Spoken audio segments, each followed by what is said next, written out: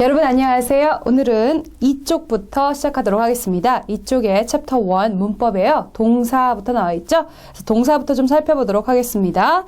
자, 사실 이 문법 먼저 시작하기 전에 우리가 책에 관해 간략한 소개부터 좀 해야 될 것 같은데요. 여러분들 책을 사시면 뭐부터 해야 되나요? 그렇죠. 반드시 그 책의 컨텐츠부터 살펴보셔야 됩니다. 그래서 이 책이 어떻게 구성되었는지, 그렇죠? 그다음에 어떤 식으로 이 수업 방향이 전개될 것인지 먼저 생각해 보시는 게 중요한데요. 자, 먼저 이 책은 어떻게 구성됐는지부터 말씀드리도록 하겠습니다. 자, 이 책은요, 크게 4가지 파트로 나뉘어져 있죠? 문법 파트가 있고, 단어와 수거 파트가 있고요. 그죠? 자, 그 다음에 독해 파트가 있고, 마지막으로 생활 영어가 있습니다. 자, 문법 파트는 이제부터 저랑 함께 시작하실 거고요. 이 문법 파트는 크게 보면, 이 책을 보면 이론 파트와 문제 파트가 있는데요. 저는 이 수업을 어떻게 해나갈 거냐면, 문법의 이 첫 파트에 있는 이론 파트를 함께 하고, 그 다음에 그 해당과에 맞는 이 실전 문제까지 함께 살펴보도록 할 겁니다. 그래서 이론과 이 뒤편에 있는 실전 문제를 함께 나갈 것이라는 거 여러분 좀 알아두시면 좋겠고요. 그래서 문법 파트 그렇게 해서 좀 공부를 해 나갈 거고, 이론과 실전 문제. 그 다음에 단어 수거가 그 다음 과에 나오는데, 자, 단어 수거가 문법과 다음에 나온다고 해서 그럼 문법을 다 먼저 공부하고 나서 단어 수거는 그 다음에 공부해야겠구나 이렇게 생각하시면 안 됩니다. 아시겠죠? 문법은 지금부터 저랑 함께 시작하시겠지만 이 단어 수거는 여러분들이 먼저 선행학습하고 계셔야 됩니다. 자, 그래서 단어 수거 같은 경우는 아마 저랑 이 실전 문제풀이만 함께 하실 거고요. 자, 그 다음에 이제 독해 파트 같은 경우는 이 문제 유형별로 어떻게 해법을 해나가야 되는지 그 이론이 정되어 있고, 그 다음에 실전 문제가 뒤편에 있는데요. 자, 그래서 이 독해 파트도 이 문제 유형에 대한 접근법에 대해서 함께 공부하시고, 그 다음에 실전 문제로 이 다지기를 좀 할 겁니다. 그 다음에 생활 영어 같은 경우는 어떻습니까? 실전 문제를 좀 풀어보면서 어떤 문제들이 나왔었고, 이런 문제들을 어떻게 접근해야 될 것인가, 이런 것들을 함께 공부해보는 시간을 갖겠습니다. 자, 그래서 책의 구성이 이렇게 돼 있고, 앞으로 우리는 어떤 순서로 공부를 하게 될 것인가에 대해서 말씀을 드렸습니다.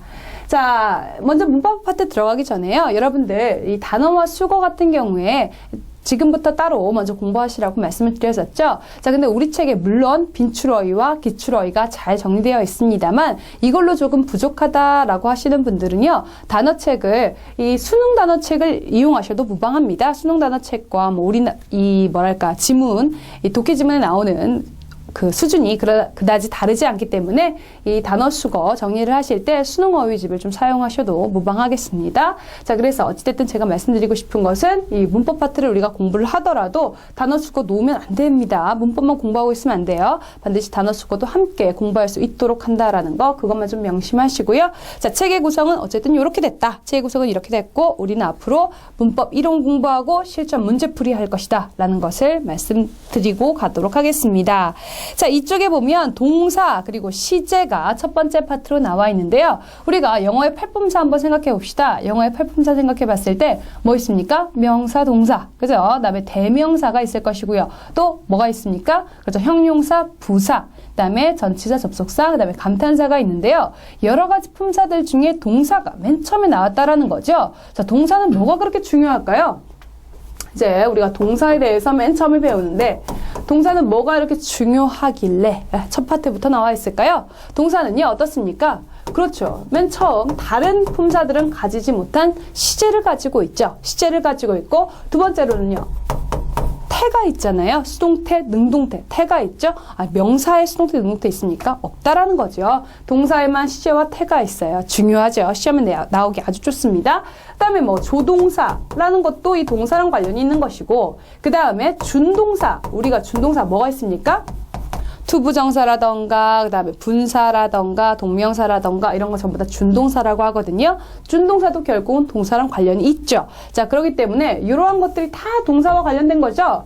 자, 그러니 어떻습니까? 시험에 낼 게 정말 많습니다. 정말 많기 때문에 동사가 사실 팔품사 중에 가장 중요하다라고 단연코 말할 수 있겠고요. 자, 그래서 우리 챕터 맨 처음에 동사부터 나와 있다라는 것을 좀 말씀드리고 싶습니다. 자, 좋습니다. 동사의 중요성 여러분들이 한 번 더 생각해 주시기 바라고. 자, 그렇다면 이 영어를 잘한다라고 하는 것은 사실상 내가 얼마나 동사를 잘 활용하는가에 달려있다라고 해도 무방한데요. 자, 예를 한번 들어볼까요? 내가 동사를 활용을 잘한다라는 것이 바로 영어 실력이다 라고 말씀을 드렸는데 우리 offer하고 provide 한번 생각해 보세요. 자, 어떻습니까? offer 제공하다라는 말이고요. provide 제공하다라는 말인데 한국말로 의미가 똑같습니다. 그죠? 의미가 똑같은데 문장에서 쓰임이 다르다라는 거거든요. offer는 어떤가요? offer는 그렇죠. 사형식으로 주로 쓰입니다. 자, 그래서 간접 목적어, 직접 목적어를 취하는 이 동사이고 provide는 어떻습니까? 그렇죠. 반드시 뒤에 뭘 가져옵니까? with라는 전치사를 필요로 합니다. offer는 다른 점이죠. offer는 바로 뭐 오고 간접 목적어, 직접 목적어 오지만 provide는 with라는 전치사를 반드시 취해줘야 되거든요. 자, 어떻습니까? 같은 의미라 할지라도 offer나 provide나 같은 제공하다의 의미라 할지라도 문장 내에서의 쓰임은 다를 수밖에 없다라는 거예요. 알겠죠? 이런 거를 우리가 이제 좀 동사의 종류를 좀 잘 파악을 해야지만이 영어 실력이 좀 늘어난다라고 할 수 있다라는 거 좀 알아두시기 바랍니다. 자, 그래서 동사를 분류한다라는 것이 영어 공부를 하는 데 있어서 굉장히 중요하다라고 다시 한번 말씀드리고 싶고요.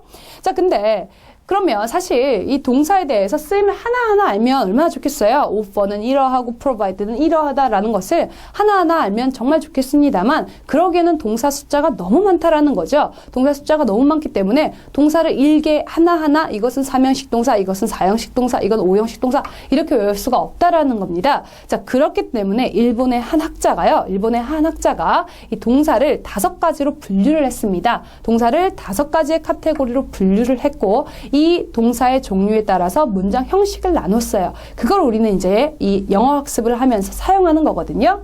자, 이것에 대해서 좀 이제 자세히 한번 알아보도록 하겠습니다.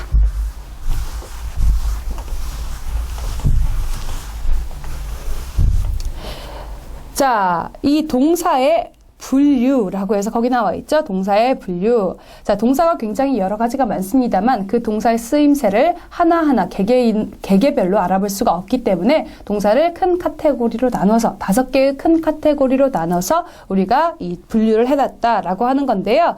자, 먼저 이것부터 보겠습니다. 동사는요, 사실 보어가 있고 없고 그 다음에 목적어가 있고 없고로 나뉘는데요. 자, 보겠습니다.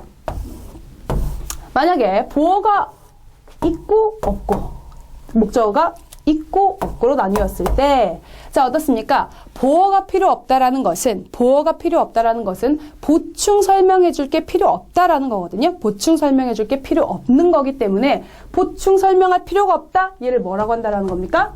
완전하다라고 얘기를 해주는 것이고요.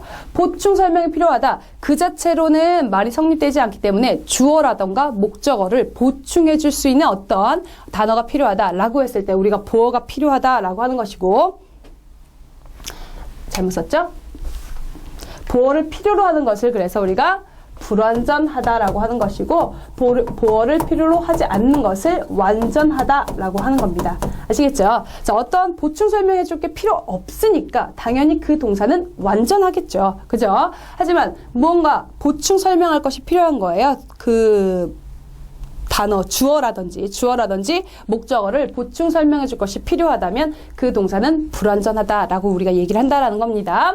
자, 목적어에 관련해서는 더 쉽죠. 목적어를 필요로 하는 동사는 뭐라고 합니까? 목적어를 필요로 하는 동사 우리가 타동사라고 하고요. 무언가에 항상 기대야 되니까 타동사라고 하고 자, 목적어가 필요하지 않는 동사는 뭐라고 합니까? 혼자 설 수 있다라고 해서 자동사라고 하는데요. 자, 이제 이것들이 합쳐져서 우리가 어떠한 동사를 만들어내는 겁니다. 자, 예를 들어 보어는 필요한데 목적어는 필요 없다. 뭐라고 하겠어요? 보어는 필요한데 목적어는 필요 없다? 불완전 자동사다라고 한다라는 거죠. 그죠? 자, 이렇게 가볼까요? 만약에 보어는 필요 없어요. 보어는 필요 없는데 목적어는 필요하다. 그러면 우린 또 뭐라고 한다는 겁니까? 완전 타동사라고 한다라는 겁니다. 이름 별로 어렵지 않다라는 거 아시겠죠?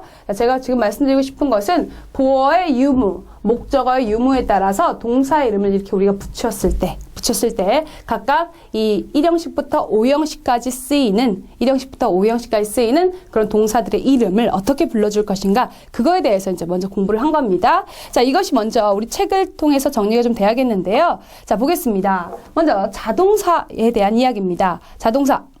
자, 자동사라는 것은 어떻습니까? 목적어가 필요 없다라고 했고요. 타동사라는 것은 목적어가 필요 있다. 이 얘기 아까 했었습니다. 그다음에 완전 동사라는 건 뭐예요? 목적어가 보어가 필요 없는 거고, 불완전 동사라는 것은 보어를 필요로 하는 동사이다 라고 해서 각각의 이름, 불완전 동사, 완전 동사, 타동사, 자동사라고 우리가 각각 이름을 붙여줬습니다. 그럼 이것을 이렇게만 알면 안 되죠. 이렇게만 알면 안 되고, 이제 우리가 문장 형식에 집어 넣어줘서 한번 파악을 해봐야 되겠습니다. 아시겠죠? 각각 지금 보어가 있고 없고, 목적어가 있고 없고에 따라서 동사 이름을 각각 알았으니까 이제는 문형에 집어넣어서 좀 더 자세하게 보도록 하겠습니다. 자, 여러분들 그 문형에 집어넣기 전에요. 그 문형의 기호에 대해서 조금 더 말씀을 드리고 싶은데요. 요거에 대해서 좀 아셔야 되겠어요. 뭐 이거는 간단하게 뭐겠습니까? 당연히 주어겠고요. 이거는요, 동사겠죠? 동사겠고, 이거 뭡니까? 목적어겠고요. 목적어겠고, 뭡니까? 그렇죠. 보어입니다. 주격 보어 또는 목적격 보어 전부 다 이렇게 쓸 수 있고요. 요건 뭐예요? 여기까지 사실 다 아시는 거고요. 이건 뭡니까? 그렇죠. 수식어구입니다. 수식어구라는 말은 뭐냐? 이런 것들은 문장의 필수 성분들이죠. 문장의 필수 성분들입니다. 어떤 문장이 구성되기 위해서 필수적으로 필요한 것이지만 얘는 수식어구로서 있어도 그만, 없어도 그만인 것들이죠. 아시겠죠? 그래서 요 수식어구를 간혹 문장의 필수 성분인 목적어 또는 뭐 보어로 착각하시는 경우가 간혹 있는데요. 그렇게 하면 이제 막 문장 형식이 휘둘려지는 거죠. 막 뒤틀려지는 거죠. 자, 수식어구의 존재에 대해서도 반드시 알아두시기 바랍니다. 수식어구는 뭐 쉽게 말해서 부사 같은 거를 우리가 수식어구라고 할 수 있는 거고요. 이것은 문장의 필수 성분이 아니다라는 것도 아셔야 되겠습니다. 자, 말이 나온 김에 하나만 더 보자면 이 명사가 될 수 있는, 주어가 될 수 있는 건 뭡니까? 주어가 될 수 있는 것은 명사겠죠? 반드시 명사가 주어가 될 수 있고, 뭐 동사가 될 수 있는 건 당연히 동사겠고요. 목적어가 될 수 있는 건 뭡니까? 목적어가 될 수 있는 건, 그렇죠. 당연히 명사가 목적어가 될 수 있겠고, 그 다음에 보어가 될 수 있는 건요. 이게 사실 굉장히 중요한데, 보어가 될 수 있는 품사는 뭡니까? 당연히 명사 되죠. 그 다음에 또 뭐 있습니까? 형용사가 됩니다. 형용사도 뭐가 될 수 있다? 문장의 필수 성분이 될 수 있다라는 것도 좀 여러분들 알아주시기 바랍니다. 자, 그래서 문장을 이루는 어떤 구성 요소에 대해서 여러분들 한번 정리를 해주시고요. 주어가 될 수 있는 건 명사밖에 안 되고, 목적어 명사, 그 다음에 보어 될 수 있는 것 명사 또는 형용사까지 될 수 있다. 이렇게 구성된 것을 문장의 필수 성분이라고 하고, 마지막 요 수식어구를 문장의 필수 성분으로 착각하지는 말아야 된다라는 것을 알아줬으면 좋겠습니다. 자, 좋습니다. 여기까지 먼저 이해가 되셨다면, 그렇다면 이제 2번에 기본적인 동사의 문장 형식에 대해서 이제 여러분들 한번 공부해 보도록 하겠습니다. 요걸 바탕으로 이제 여러분들 공부를 하시면 되는데요. 자, 한번 먼저 1형식부터 5형식까지 한번 써볼까요?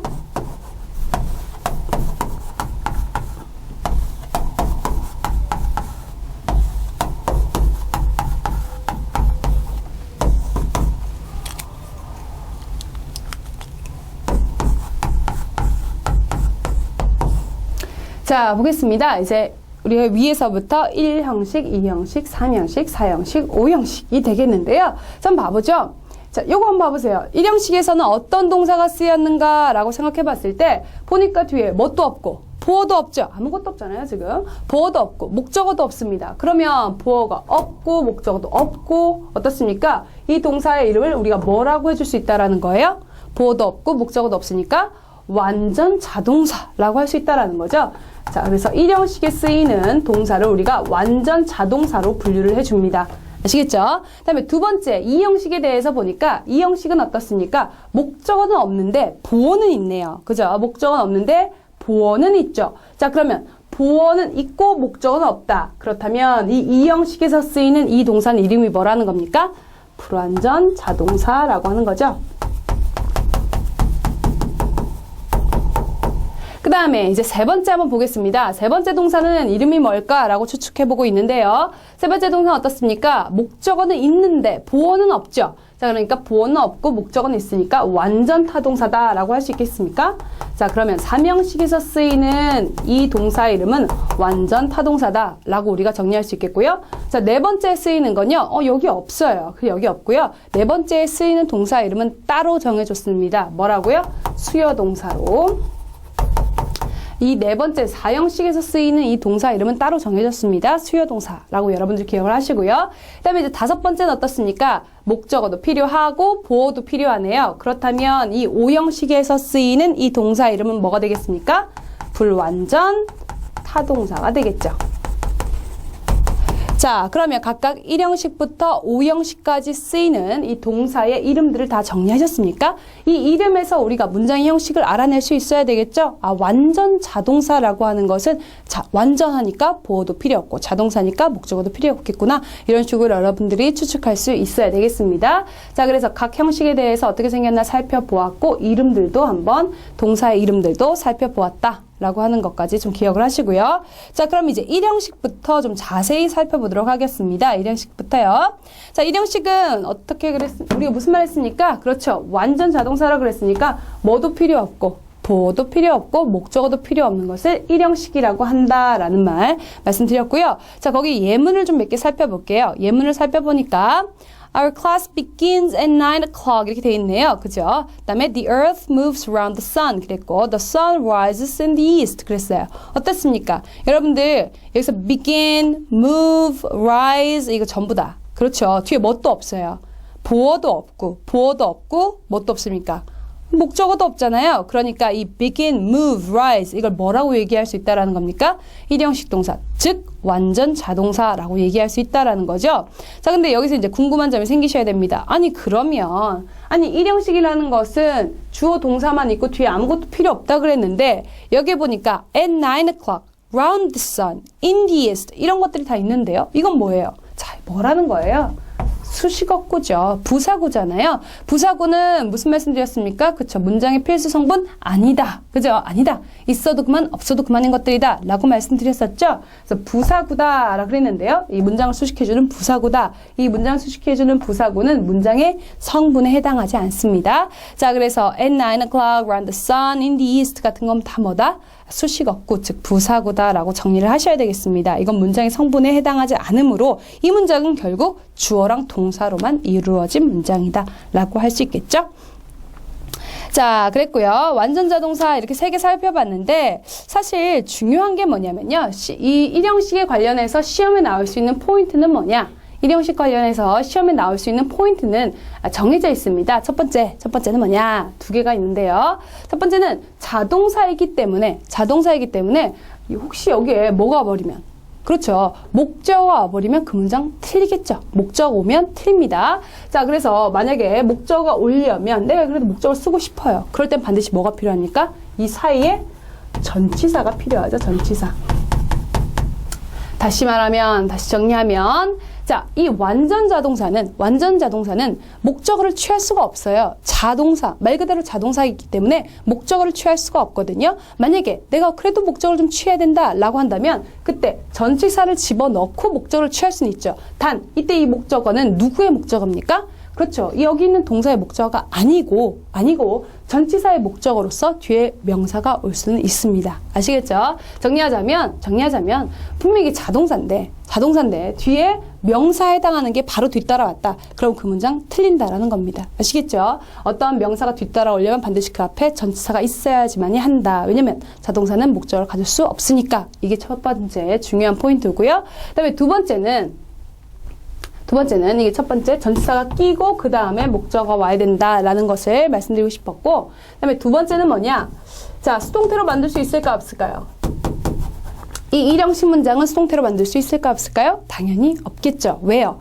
목적어가 없잖아요. 우리 수동태라는 게 뭡니까? 그렇죠. 목적어를 주어 자리로 보내고, 그죠? 동사를 be 플러스 pp로 바꾸고, 그 다음에 이 주어 자리를 by s, by 주어 이렇게 바꾸는 게 우리 수동태였잖아요. 우리 능동태, 수동태 기억나시죠? 자, 그랬을 때 이 수동태라는 건 반드시 필요한 게 뭡니까? 목적어예요. 목적어를 주어로 가까우는 게 수동태니까. 자, 근데 이 1형식 같은 경우는 목적어가 있습니까? 없습니까? 없잖아요. 목적어가 없죠. 자, 그렇기 때문에 수동태로 만들 수 없다. 1형식은 수동태로 만들 수 없다. 2형식도 마찬가지겠죠. 2형식도 어떻습니까? 목적어가 없죠. 목적어가 없기 때문에 수동태로 만들 수 없습니다. 아시겠죠?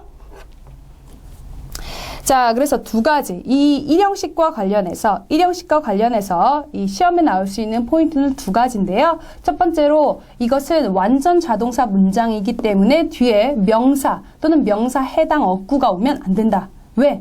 이거는 목적어를 가질 수가 없으니까 목적어와 같이 보이는 그런 것들이 바로 올 수는 없다. 단, 만약에 전치사를 그 사이에 써준다면 그건 또 가능하다. 왜냐면 그때의 이 목적어는 전치사의 목적어로서의 역할을 하는 거니까. 자, 그리고 두 번째는 목적어가 없기 때문에 당연히 뭘로도 만들 수 없다? 수동태로 만들 수도 없다라는 것을 좀 기억하시면 좋겠습니다. 자, 여러분들 6쪽으로 한번 가보세요. 제가 방금 말씀드린 게 뭐냐면요. 6쪽 한번 가보세요. 6쪽 한번 가보면 동사에 주의해야 할 용법, 거기 보이죠? 자, 거기에 뭐가 있습니까? 첫 번째에 타동사로 착각하기 쉬운 자동사 이렇게 나와 있는데요. 타동사로 착각하기 쉽다라는 말은 뭡니까? 타동사는 뭐가 있고 목적어가 있고 자동사는 목적어가 없는데 근데 이게 분명 자동사인데 마치 타동사 같이 느껴져서 뒤에 목적어를 쓰는 경우가 있다 이런 얘기거든요. 자, 하지만 그런 자동사인데 분명히 뒤에 목적어 오면 그 문장은 틀린 겁니다. 반드시 사이에 뭐가 껴줘야 돼요? 전치사가 껴줘야 된다라는 거. 자, 그래서 자동사, 전치사, 목적어의 순으로 써줘야 된다라는 거 잊지 마시고요. 자, 그래서 account for 한번 봐보세요. account for 설명하다라는 말인데 account라는 말 다음에 설명하다라고 하는 자동사 다음에 자, 그 뭐뭐을에 해당하는 것이 바로 뒤에 올 수 없어요. account 다음에 바로 올 수 없고 반드시 그 앞에 뭐가 껴줘야 전치사 for가 켜져야지만이 뭐뭐를 설명하다가 되는 겁니다. 그래서 account for something이 돼야 되는 거지. account something 이렇게 하면 틀린다라는 거 기억하시고요. arrive 같은 경우가 실수 제일 많이 하죠. 어디에 도착하다 이런 얘기인데 arrive Seoul 하면 틀립니다. arrive Seoul 하면 틀리고 자 반드시 어떻게 arrive at Seoul 이라고 해줘야 된다라는 거. 그 다음에 complain of 마찬가지입니다. 뭐뭐에 대해서 불평하다라고 했을 때 complain something 틀립니다. complain of something 이라고 해서 반드시 전치사 써주셔야 됩니다. 자 지금 제가 쭉 보는 것들은 전부 자동사예요. 자동사이기 때문에 목적어에 해당하는 명사 어구가 바로 올 수 없고 반드시 그 앞에 뭐가 전치사가 써져야 된다. 이 얘기를 좀 하고 싶습니다. consent도 마찬가지입니다. 어디에 동의하다라고 하려면 consent to라고 해야 되고 confirm도 마찬가지 그 자체가 자동사로서 뒤에 목적어를 취할 수 없으므로 to라는 전치사를 필요로 한다. dispense도 마찬가지, experiment도 전부 마찬가지입니다. 어때요? dispense나 experiment나 둘 다 뭐이므로? 자동사이므로 뒤에 바로 목적어 취하지 못하고 with라고 하는 전치사를 취해줘야 된다. 그 얘기를 하고 싶고요. graduate, 졸업하다도 마찬가지입니다. 어디 졸업하다라고 했을 때 graduate university라고 하면 틀립니다. 말이 안 되는 말이에요. 왜? graduate는 이미 자동사인데 university라고 하는 목적어를 가질 수가 없죠. 그러니까 반드시 그 사이에 뭘 넣어줍니까? 그렇죠. 전치사 from을 넣어주는 거예요. 그래서 graduate from the university라고 해줘야 된다라는 거. 자, participate in 마찬가지입니다. participate 한 다음에 바로 목적어 취하면 안 되고요. in을 껴줘야 되고 sympathize with 반드시 with라는 전치사를 껴줘야지만이 뒤에 목적어를 취할 수 있다라는 거. interfere with 어떻습니까? interfere 다음에 바로 목적어 올 수 없고 with를 써줘야지만이 된다. 다음에 wait for도 마찬가지. wait 한 다음에 바로 목적어 쓸 수 없고 for라고 하는 전치사를 넣어줘야지만이 목적어를 취할 수 있다라는 것을 좀 기억하시기 바랍니다. 자, 그래서 1형식에서 가장 중요한 건 바로 그거예요. 가장 중요한 것은 자동사 바로 다음에 목적어 취할 수 없다. 하지만 전치사가 사이에 온다면 또 가능하죠. 자, 그래서 그거하고 그다음에 당연히 자동사 문장이기 때문에 수동태로 전환되지 않는다. 이 두 가지가 시험에 잘 나오는 포인트로서 여러분들 정리하시기 바랍니다. 자, 그 다음에 이제 2형식으로 넘어가겠습니다. 2형식으로 넘어가겠는데요. 자, 2형식은 우리가 2형식에 쓰는 동사 뭐라고 불러줍니까? 그렇죠. 뭐니까? 보어는 가지니까 불완전하고 아직까지 목적은 안 나왔죠? 그러니까 자동사라고 합니다. 그래서 불완전 자동사다라고 우리가 불러주는데요. 자, 불완전 자동사. 자, 여기서 제일 중요한 게 이제 여기서 뭐겠습니까? 보어겠죠. 이 보어의 쓰임이 이 형식에서는 가장 중요합니다. 가장 중요하다라는 것만 좀 생각을 좀 하시고요. 자, 왜 중요할까요? 왜 중요한지 지금부터 말씀드리도록 하겠습니다. 이런 거죠. 뭐 할까요? 가장 간단하게 자, 뭐 할까요? I am보다는 seems가 낫겠네요. 자,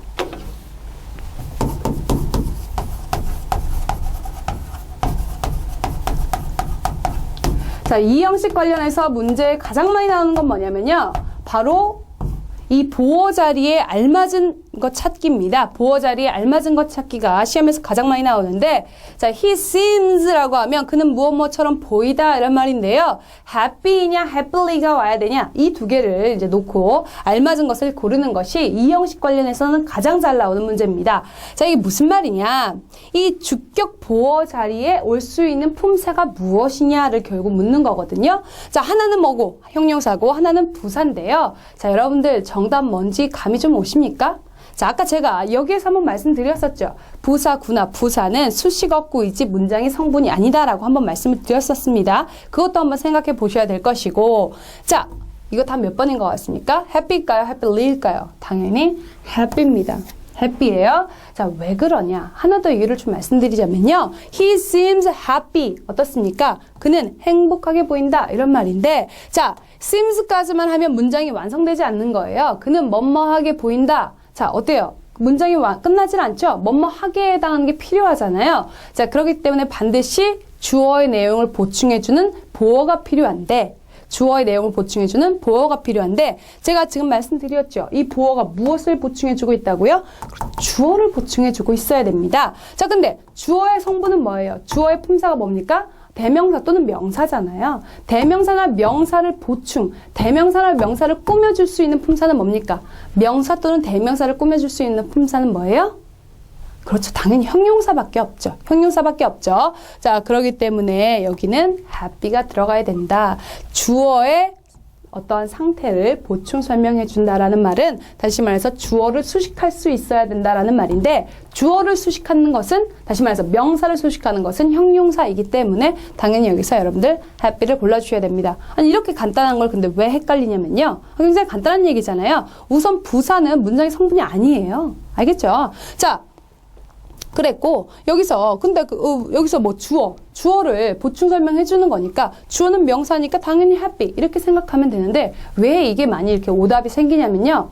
바로 무엇 때문에? 그렇죠. 한국말로 해석해 봤을 때, 여러분들을 좀 헷갈리게 한다라는 겁니다. 자, 무슨 말이냐면요. 자, 우리가 he seems happy, 어떻게 해석하나요?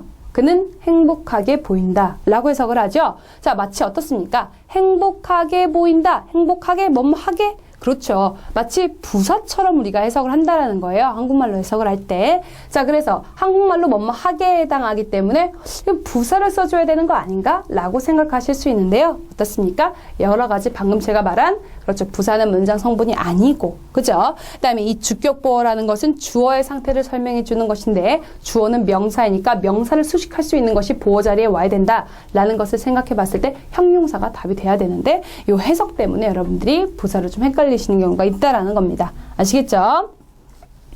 자, 그래서 요것이 시험에서 제일 많이 나오는 것이고, 시험에 나오는 포인트부터 말씀을 드렸고요. 우리 책을 보면서 불완전자 동사 다시 한번 정리하도록 하겠습니다. 자, 이 형식이라는 것은 주어 동사 주격 보어로 이루어진 문장으로서, 자, 주어 동사하고 문장이 끝났을 때 이 동사가 주어의 상태를 완벽하게 설명해 주지 못하는 거예요. 이 형식은 주어 동사만 썼을 때 이 동사가 주어의 상태를 완벽하게 이야기를 해주므로, 자, 주어 동사까지만 있어도 완벽해요. 자, 그런데 이 형식 같은 경우에 이 동사는요, 불완전하거든요. 자, 그러니까 이 동사 자체로서는 주어의 상태를 설명해 주지 못하는 거거든요. 자, 그렇기 때문에 어떻습니까? 그렇죠. 반드시 이 주어의 상태를 보충 설명해 주는 주격 보어가 필요하다라는 거죠. 자, 그래서 주격 보어까지 써주는 것을 우리가 이 형식 문장이라 한다라고 했습니다. 주격 보어는 필요로 하지만 아직까지 목적어는 필요가 없고요. 목적어는 필요가 없고. 자, 그랬고요. 이 동사를 우리가 이제 세 가지 류로 나눴어요. 세 가지 류로 나눴는데요. 첫 번째는 become형 동사로 나눴고, 두 번째는 감각 동사로 나눴고, 세 번째는 remain형 동사로 나눴습니다. 하나하나 좀 자세히 보겠습니다. become형 동사는 뭐가 있습니까? become, come, fall, get, go, grow, turn, run, 뭐 이런 것들이 있는데요. 이런 것들 어떻습니까? 자, 그렇죠. 전부 이 형식 동사이다. 뒤에 무엇을 취하는? 주격 보어를 취하는 이 형식 동사이다. 라는 거 여러분들 기억하시고요. 자, 예문 보겠습니다. She became a nurse 라고 했습니다. 자, 어때요? 여기는 이 형식 동사 became 다음에 무엇이었습니까? 아, 그렇죠. 명사가 왔죠. A nurse라는 주격 보어로 명사가 왔죠. 가능합니다. 자, 이 뒤에 가서 한 번 더 이야기를 하겠지만 주어와 주어와 주격 보어가 동일한 인물일 때는 이 주격 보어 자리에 뭐도 올 수 있습니까? 명사도 올 수 있어요. 아시겠죠? 명사도 올 수 있습니다. 자, 그래서 주격 보어 자리에 a nurse라고 하는 명사가 온 것을 여러분들 확인할 수가 있겠고요. 그 다음에 I got angry with her 그랬는데요. 자, got 뭐뭐 하게 되다 이런 말인데 자, 어떻습니까? 주격 보어로 뭐가 나왔나요? angry가 나왔죠. 자, 그래서 왜 angrily,가 될 수 없고 angry라는 형용사가 돼야 되는지 이미 다 설명했습니다. 주격 보어라는 것은 주어를 보충 설명하는 것으로서 주어는 명사니까 명사를 수식할 수 있는 형용사만이 올 수 있다라고 말씀드렸었죠.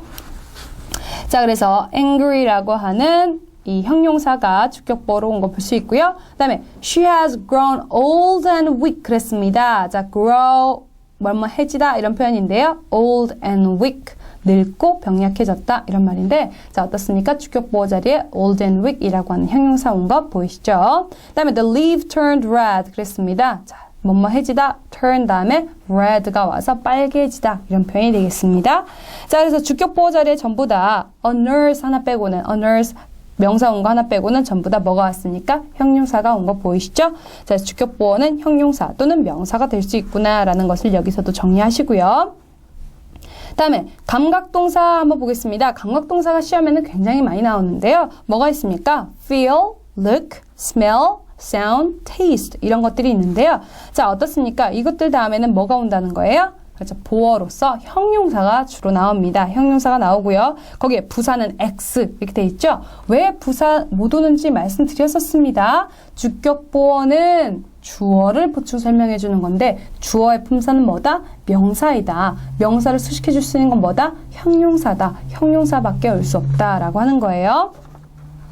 자, 그래서 자, 예문 한번 봐보죠. The clothes feel smooth라고 했을 때 feel이라는 감각동사 다음에 주격보어 뭐 왔습니까? smooth라고 하는 형용사 온 거 보이시죠? 그 다음에 he looks happy 그랬습니다. he looks happy 그랬는데 어떻습니까? 뭐뭐처럼 보인다라고 하는 looks 다음에 happy라고 하는 형용사 온 거 잘 봐주시고요. 왜 happily 올 수 없는지 말씀드렸었습니다. 그 다음에 the flower smells sweet, the apple tastes sour라고 해서 각각 smell과 taste라는 감각동사 다음에 이 주격보어로 뭐가 왔습니까? 그렇죠. 형용사 sweet와 sour가 각각 와줬다라는 것도 살펴보시고요.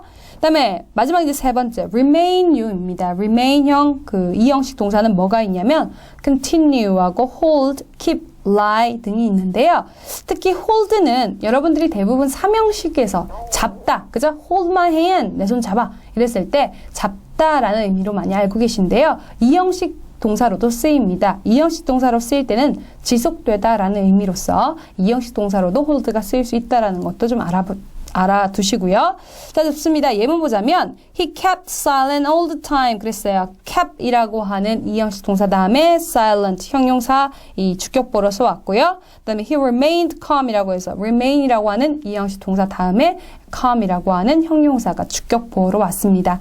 자, 그래서 이 불완전자 동사가 쓰인 이 형식 구문에서는 가장 중요한 게 바로 이 보어 자리에 무엇이 올 것인가, 보어 자리에 무엇이 올 것인가가 제일 포인트라는 거 좀 봐두시고요. 자, 그래서 이 보어 자리에 올 수 있는 거 두 가지밖에 없다. 뭐하고 명사하고 형용사하고 특히 부사를 쓰지 않도록 조심하여야 된다 라고 하는 것만 좀 기억하시기 바랍니다. 좋습니다. 자, 한 장 넘어가서요. 핵심 노트 거기 보겠습니다. 주격보어로 명사랑 형용사 두 개가 나올 수 있는데요. 만약에 명사보어가 쓰였다면 그때는 주어랑 이꼴한 관계, 다시 말해서 동일한 관계인 거예요. 자, 예를 들어 he is a teacher 그랬습니다. 이때는 a teacher 뭐가 왔습니까? 주격보어 자리에 명사가 왔죠. 이때 a teacher는 he하고 동일하다라고 우리가 얘기할 수 있는 것이고요. 자, 만약에 형용사보어가 쓰였을 때는요. 이런 경우에요. 자, 반드시 똑같은 경우는 아니지만 주어랑 이 보어 자리에 있는 이것이 반드시 똑같은 건 아니지만 주어의 상태를 보충 설명해주고 있다라는 것을 얘기할 수가 있겠습니다. 예를 들어 he is gloomy 라고 했을 때 he 이꼬르 gloomy 아니죠.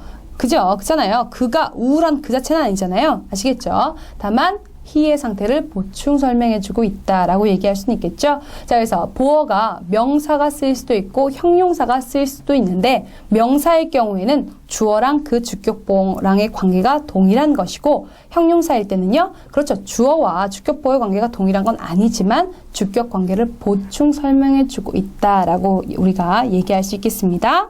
하지만 뭐 제일 중요한 건 이거라 그랬죠. 부사는 그렇죠. 보어 자리에 올 수 없다. 부사는 보어 자리에 올 수 없다. 이게 더 중요하다라는 거, 시험에 잘 나오는 포인트라는 거 좀 기억하시기 바랍니다. 그 다음에 이제 완전 타동사로 가겠습니다. 이제 사명식으로 갔는데요. 자, 여기 있는 이 동사 우리가 완전 타동사라고 했습니다. 완전하다라고 했으니까 보어는 필요 없겠고, 타동사라 그랬으니까 뭐? 그렇죠. 드디어 뭐가 나왔습니까? 목적어가 나왔네요. 목적어가 나왔습니다. 자, 1형식과 2형식에는 뭐가 없었어요? 목적어가 없었죠. 근데 3형식, 4형식, 5형식부터는 목적어가 등장합니다. 그래서 목적어가 쓰인 이 타동사 문장들에 대해서 이제 좀 살펴보도록 하겠습니다. 자, 3형식 문장 뭐 그렇게 어렵진 않습니다. 보어는 필요 없지만 목적어를 필요로 하는 동사.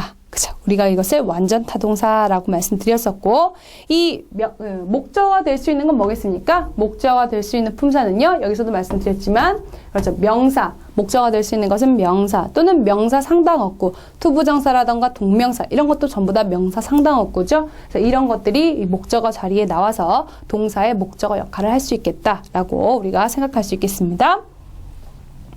자, 그래서 목적어를 필요로 하는 동사 완전 타동사라고 말씀드렸고요. 우리가 흔히 이 목적어를 을이라고 해석을 많이 하죠. 그잖아요. 뭐 예를 들어서 나는 피자를 먹었다. I eat pizza라고 해서 I eat pizza, 피자를 먹었다. 이런 식으로 해석을 많이 해주는데요. 근데 좀 알아두셔야 될 게 항상 이 목적어 자리가 을로 해석되는 것만은 또 아닙니다. 아시겠죠? 예를 들어 이런 거죠. 나는 그녀랑 결혼했다. I marry her 라고 했을 때 어떻습니까? 전형적인 삼형식 문장인데요. 그녀를 결혼했다.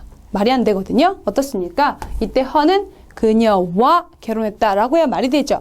자, 그래서 삼형식 문장에서 이 목적어를 우리가 대부분 을로 해석한다라고 말은 하지만 그 을로 해석 안 될 때도 많아요. 뭐뭐와 또는 뭐 예를 들어서 I entered the classroom 이라고 했을 때는 교실에 들어갔다라고 하거든요. 그래서 뭐뭐와 뭐뭐에 해당한 게 그렇게 해석될 수도 있다라는 것을 좀 생각만 하셨으면 좋겠습니다. 항상 을로만 이 목적어가 해석된다라고 생각을 하시면 나중에 이런 문장 만났을 때 이게 삼형식이 아닌 것 같거든요. 분명히 marry 다음에 목적어로 허가 왔음에도 불구하고 뭐뭐와 라고 해석이 되니까 이거 삼형식 아닌 것 같아. 이렇게 생각을 하시거든요. 아시겠죠? 자, 그래서 대부분 을로 해석되되 뭐뭐와 또는 뭐뭐에 라고 해석될 때도 있다라는 것을 알아두셔야 됩니다. 아시겠죠? 좋습니다. 뭐 삼형식 문장 해석 방법 뭐 말씀드렸고요. 자, 우리 예시문을 좀 보겠습니다. 예시문을 보겠습니다. 자, 한번 봐보죠. The early bird catches the worm 이라고 해서 catch라고 하는 삼형식 동사, 완전 타동사가 거기 쓰였네요. 그래서 the worm이라고 하는 명사가 목적어로 쓰였고요. We should help the sick 이라고 했을 때 여러분 the sick, the 플러스 형용사는 뭡니까? the 플러스 형용사는 그렇죠. 형용사 people입니다. sick people 이런 말이죠. 자, 그래서 아픈 사람들 이런 말인데요. help라는 완전 타동사 다음에 the sick 이라고 하는 목적어 나온 거 볼 수 있고 I know his name 이라고 했을 때 know라는 완전 타동사 다음에 his name 이라고 하는 목적어 나왔고요. He likes coffee 어떻습니까? like라는 이 타동사 다음에 coffee라고 하는 목적어 나와 있고 He wrote this book 이라고 했을 때 wrote라고 하는 타동사 다음에 his book 이라고 하는 뭐가 나왔어요? 아, 그렇죠. 목적어가 나왔습니다. 좋습니다. 그래서 목적어의 쓰임에 대해서도 쭉 봤고요. 자, 하나 이제 여러분들 위에 이제 이 명사보어와 관련해서 알아두실 게 있어요. 명사보어 관련해서 뭐냐면요.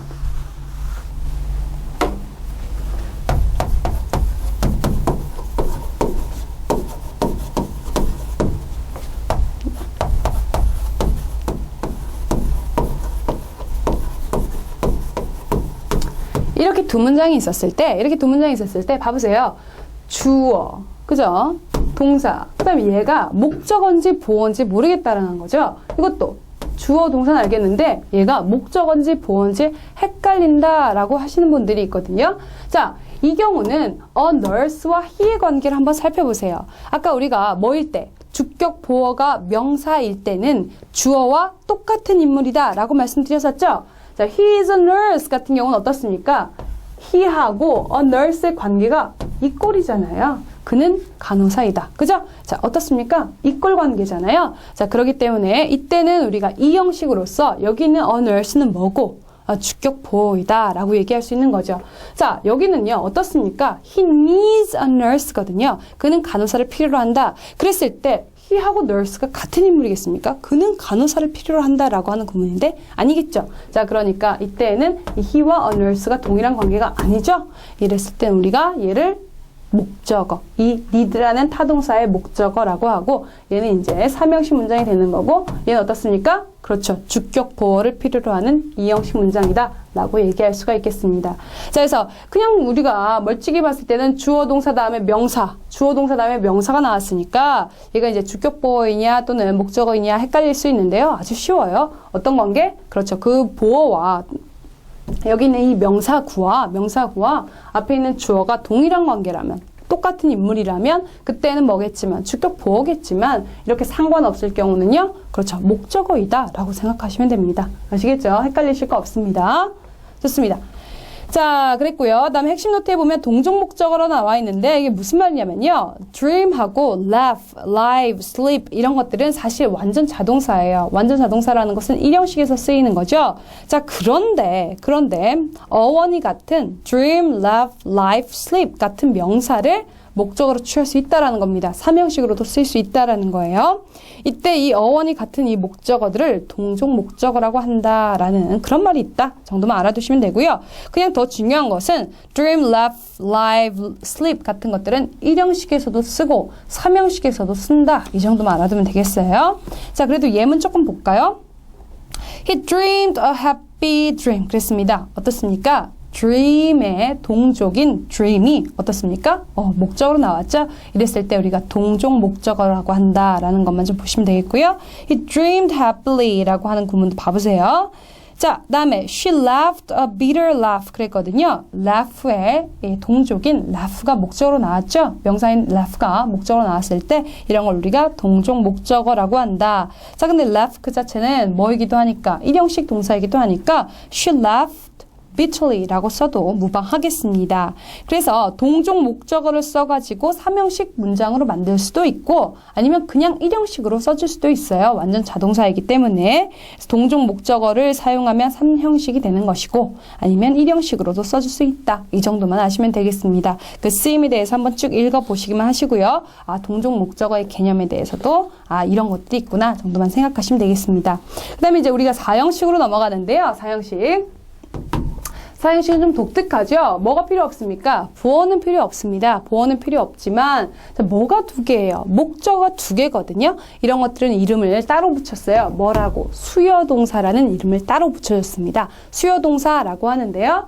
자, 그래서 간접 목적어. 앞에 있는 이 목적어를 간접 목적어라고 하고 뒤에 있는 이 목적어를 직접 목적어라고 해서 뭐뭐에게 뭐뭐를 해당하는 구문을 우리가 사형식 문장이다 라고 합니다. 그래서 수요동사를 쓴 사형식 문장은 목적어가 두 개, 하나는 간접 목적어, 하나는 직접 목적어로서 간접 목적어는 뭐뭐에게, 직접 목적어는 뭐뭐를에 해당한다. 그래서 뭐뭐에게 뭐뭐를 준다 라는 의미로 쓰이는 것이 사형식 문장입니다. 자, 수요동사의 개념 좀 알아두시고요. 두 개의 목적어를 취한다라는 것도 알아두시면 되겠습니다. 시험에 나올 만한 포인트는 이거예요. 뭐냐? 시험에 나올 만한 포인트는 여기 이 사형식 있죠? 이 사형식을 삼형식으로 바꿀 때 여기 있는 이 사형식 문장을 삼형식으로 바꿀 때에 이 전치사의 쓰임 이것이 시험에 잘 나옵니다. 아시겠죠? 이게 무슨 말인가 하면요. 예를 들면 이거죠.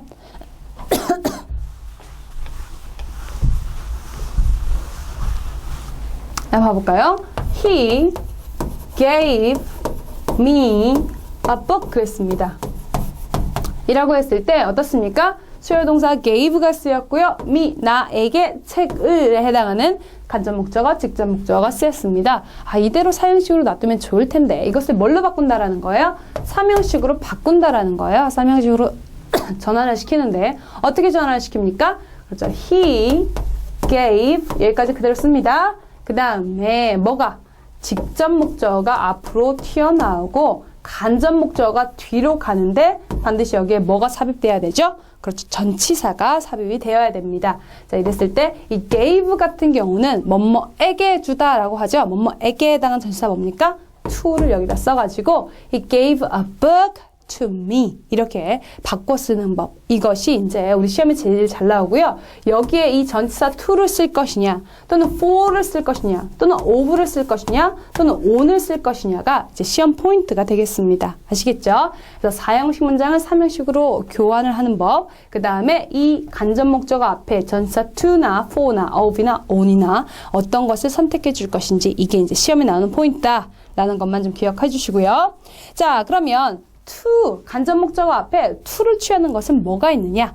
간접 목적어 앞에 to라는 이 전치사를 취해주는 동사에는 뭐가 있습니까? 그렇죠. bring, give, hand, pay, send, sell 이런 것들이 있습니다. 이런 것들은 사형식 문장으로 쓰였을 때 뭐 이렇게 쓰였겠죠? 이랬을 때 이걸 3형식으로 교환해 줄 때 반드시 간접 목적어 앞에 전치사 to를 쓰는 그러한 동사들입니다. 아시겠죠? 좋습니다. 그래서 뭐 얘 하나만 볼까요? pay 하나 봅시다. pay 같은 경우 I paid him the money 그랬어요. 그래서 him이라는 간접 목적어, the money라는 직접 목적어 사형식 문장으로 잘 쓰였는데요. 이걸 3형식으로 내가 교체해주고 싶습니다. 바꿔주고 싶을 때 어떻게 해야 된다라는 거예요? I paid 그 다음에 직접 목적어를 앞으로 가져오죠. the money 그 다음에 간접 목적어를 그 뒤에 쓰는데 바로 쓰지 않고 반드시 뭘 중간에? 그렇죠. 전치사를 삽입해줘야 되죠. 여기서 pay는 to를 쓰니까 to him 이렇게 써줘야 된다라는 거. 그래서 I paid the money to him 이렇게 써줘야 된다라는 거 기억하시기 바랍니다. 자, 그래서 to는요. 여러분들 뭐 잘 아시겠지만 이 전치사 to는 의미가 뭡니까? 뭐뭐에게죠. 그래서 뭐뭐에게 뭐뭇을 주다. 그죠? 뭐뭇을 지불하다, 뭐뭇을 보내다, 뭐뭇을 팔다 이런 식으로 뭐뭐에게 뭐뭐을에 해당하면 전치사 to를 사용한다라는 거. 그래서 to의 의미를 잘 알고 계시면 어떤 사형식 동사들이 3형식으로 전환이 될 때 전치사 to를 써야 되는지 좀 감이 오실 겁니다. 아시겠죠? 뭐뭐에게 뭐뭐를 주는 거, 뭐뭐에게 뭐뭐를 파는 거 이런 식으로. 자, 그래서 아래와 같은 이 6개인가요? 6개의 동사들은 이 전치사 to를 사용해서 간접 목적어 앞에 전치사 to를 사용해서 쓴다라는 것 좀 기억을 하시고요. 그 다음에 전치사 for를 사용하는 게 있습니다. 뭡니까? 그렇죠. build, buy, choose, cook, find, get, leave, make, order, play, spare 같은 것들은 자, 이 4형식을 3형식으로 바꿀 때 간접 목적어 앞에 뭘 쓴다라는 겁니까? 전치사 for를 쓴다라는 거죠. 전치사 for를 쓴다라는 거. 그걸 좀 기억하시면 좋겠고요. 그래서 우리 예를 하나 들어봅시다. bought 한번 볼까요? buy의 과거형 bought 한번 봅시다. I bought him a watch 그랬어요. 그랬는데 어떻습니까? 그렇죠. bout는 4형식 동사니까 him a watch 간접 목적어, 직접 목적어 잘 쓰였죠. 이걸 내가 3형식으로 바꿔주고 싶을 때 직접 목적어 a watch를 앞으로 가져오고 그 다음에 간접 목적어 him을 뒤에다 써주는데 그때 바로 써주는 것이 아니고 전치사 반드시 중간에 삽입돼야 된다 그랬죠. 뭘 써준다는 겁니까? for를 써준다는 겁니다. 아시겠죠? 자, 그래서 뭐뭐를 위해 우리가 for는 대부분 뭐뭐를 위해라고 해석을 하잖아요. 그래서 무엇을 위해서 해주는 것은 전치사 이렇게 for를 사용한다라고 했었습니다. 누구를 위해 사주고 누구를 위해 골라주고 누구를 위해 요리해주고 누구를 위해 무언가를 얻어주고 이랬을 때 이때는 전치사 for를 사용해서 이 4형식을 3형식 문장으로 바꿔준다라고 하는 것 좀 기억해 주시고요. 자, 하나 좀 기억하실 게 뭐냐? 거기 보면 live 있죠. live는 사실 두 가지의 의미가 있어요. 두 가지의 의미가 있는데 첫 번째는 유산으로 남기다 라는 의미가 있고요. 첫 번째는 유산으로 남기다 가 있고 두 번째는 남겨두다 이런 의미가 있습니다. 남겨두다 라는 의미가 있는데요. 자, live가 유산으로 남기다 라고 했을 때는 우리가 4형식을 3형식으로 바꿔줄 때 전치사 to를 씁니다. to를 써요. 그래서 뭐 he left a lot of fortune to him 이런 식으로 전치사 간접 목적어 앞에 전치사 to를 써줍니다. 아시겠죠? 그래서 뭐 he left a lot of fortune to him 이런 식으로요. 자, 그렇지만 남겨두다라고 했을 때는요. 우리가 전치사 for를 씁니다. 전치사 for를 써서 예를 들어 뭐 할까요? something to eat for him. We left something to eat for him. 우리는 그를 위해서 먹을 걸 남겨놓았다 라고 했을 때 we left something to eat for him. 이런 식으로 써준다라는 거. 자, 그래서 의미가 무엇이냐에 따라서 live의 의미가 유선으로 남기다냐 아니면 남겨두다냐에 따라서 이 간접 목적어 앞에 쓰는 전치사가 이때는 뭐고요? to이고 이때는 뭐다? for다 라는 것을 좀 알아두시기 바랍니다. 대부분 근데 live가 남겨두다는 의미로 많이 쓰거든요. 남겨두다는 의미로 많이 쓰기 때문에 이때 그래서 live는 for에다가 지금 여기다 categorizing을 한 건데 이 두 가지 경우로 나눌 수도 있다라는 거 여러분들 기억을 해주시고요. 그 다음에 여기 spare도 하나 보이시죠? spare 거기 맨 밑에 맨 끝에 보면 spare 하나 있는데 spare도 두 가지 의미가 있어요. 두 가지 의미가 있는데 뭐뭇을 남겨두다 있죠. 이 남겨두다가 있고 그 다음에 수고를 덜어주다 라는 의미도 있습니다. spare가 수고를 덜어주다 라는 의미도 있는데요. save하고도 같죠. save도 남겨두다 라는 의미도 있고 수고를 덜어주다 라고 하는 의미도 있으니까요. 자, 근데 이 save나 spare가 자, 뭐일 때는 남겨두다일 때는 사형식, 삼형식을 바꿀 때 간접 목적어 앞에 for 써주는 거 맞습니다. 맞죠? 자, 그런데 save나 spare가 뭐일 때? 수고를 덜어주다라는 의미일 때, 때는요, 반드시 사형식으로만 씁니다. 아시겠죠? 반드시 사형식으로만 쓰지 그때는 삼형식으로 전환 자체가 안 됩니다. 아시겠죠? 그것이 조금 중요한데요. 뒤에 한 번 더 나와요. 뒤에 한 번 더 나오니까 그때 가서 다시 한번 보겠습니다. 어찌되었든 save나 spare는 두 가지 의미가 있는데 남겨두다 할 때는요. 전치사 for 기억하면 됩니다. 아시겠죠? 그런데 뭐일 경우는 수고를 덜어주다 일 때에는 아예 삼형식으로 전환을 못하고요. 반드시 뭘로? 그렇죠. 반드시 사형식으로만 써야 된다라는 것을 기억하시면 좋겠습니다. 넘어가겠습니다. 자, made도 나와 있네요. 자, 사형식으로 쓰인 made가 쓰인 이 문장을 삼형식으로 바꿀 때 간접 목적어 앞에 for라는 전치사 쓴다라는 거 하나만 보시면 되겠고요. 그 다음에 of 플러스 간접 목적어 보겠습니다. 자, 뭡니까? ask라던가 beg라던가 demand, inquire, require 이런 것들은 자, 사형식으로 쓰인 문장을 삼형식으로 바꿀 때 간접 목적어 앞에 뭘 써준다? 전치사 of를 써준다라고 하는 거 기억하시기 바랍니다. 그러니까 뭔가 묻고 요구하고 이런 것들은 전부 다 이 간접 목적어 앞에 of를 써준다라는 거 기억하세요. 그래서 하나만 예문 보겠습니다. I asked her a question 이라고 했는데요. 이거를 삼형식으로 바꿀 때 자, I asked a question. 자, 그렇죠? 직접 목적어 앞에 써주고 그 다음에 이제 간접 목적어 her를 써야 되는데 her 앞에 전치사 뭐 써준다? of를 써준다. 자, 그래서 뭔가 묻고 요구하고 요청하고 이거는 전부 다 전치사 of랑 친하다 라고 기억하시면 되겠고요. 그 다음에 이제 마지막 리을번입니다. 자, 간접 목적어 앞에 전치사 on을 쓰는 경우인데요. 몇 개 안 돼요. bestow나 confer, impose, play 같이 bestow 하면 수여하다 이런 말이겠고 그 다음에 impose 하면 부과하다 이런 말인데요. 뭐 주다, 수여하다 이런 얘기인데 자, 이것들은 전부 다 그렇죠. 간접 목적어 앞에 전치사 on을 쓴다라는 겁니다. 하나 보겠습니다. We decide to impose him a special tax 그랬는데요. 사형식 문장이죠. 이걸 삼형식으로 바꿀 때 직접 목적어 앞으로 오고 간접 목적어 뒤로 가는데 이 간접 목적어 앞에 전치사 뭐 써준다? on을 써준다. 그래서 we decide to impose a special tax on him 이라고 해준다는 겁니다. 아시겠죠? 그래서 어떤 동사가 어떠한 전치사를 취하는가를 여러분들 잘 정리를 하셔야 되겠습니다. 아시겠죠? 자, 그래서 마지막 배운 것이 이제 시험에 잘 나오는데요. 이 사형식 관련해서 뭐가 나온다고요? 사형식 관련해서 시험에 잘 나오는 것은 이 사형식 문장을 삼형식으로 전환하는 것들이 잘 나오는데 특히나 삼형식으로 전환했을 때 간접 목적어 앞에 어떠한 전치사가 붙는가 이게 중요했습니다. 자, 간접 목적어 앞에 붙을 수 있는 전치사 to, for, of, on 4개가 있었는데 to하고 for는 의미 한번 생각해 보세요. 뭐뭐에게 주는 것, 뭐뭐에게 뭐 있나요? 아까 뭐뭐에게 주는 것, 파는 것, 지불하는 것 이런 것들이 있었고요. for는요. 뭐뭐를 위해 라는 의미가 강했습니다. 그래서 뭐뭐를 위해서 사주고 뭐뭐를 위해서 골라주고 뭐뭐를 위해서 요리해주고 이런 것들이 이제 이 사형식이 삼형식으로 바뀔 때 간접 목적어 앞에 이제 for가 붙는 경우가 있었죠. 그다음에 of 같은 경우는 묻고 요구하고 이러한 동사들은 전치사 of를 사용했다라는 거 기억하시고요. 그 다음에 on은요. 어떤 것을 수여하고 부과하고 이랬을 때는 우리가 사형식, 삼형식으로 바꿀 때 간접 목적어 앞에 전치사 on을 써줬다라는 거 기억하시면 되겠습니다. 자, 여기까지가 1강 내용이었습니다.